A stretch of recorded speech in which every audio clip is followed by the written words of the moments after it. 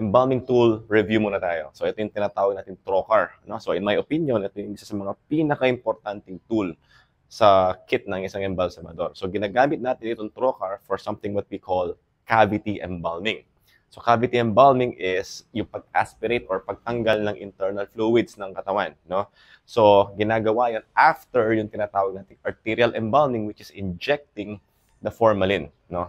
So bakit importante yung cavity embalming? Is because kapag hindi natin inaspirate yung fluids, bloated pa rin yung ating katawan, and at the same time lumabas or lalabas yung mga fluids, no, sa mukha.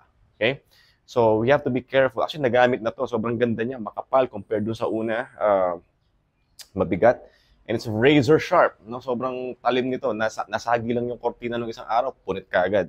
No? So ito yung kanyang rubber tube na nakakonect sa ating bote, no? And in turn doon sa ating hand pump or sa ating compressor. Yan. So ito yung tsura niya. No? Sinasaksak ito sa abdominal cavity, no? So trocar.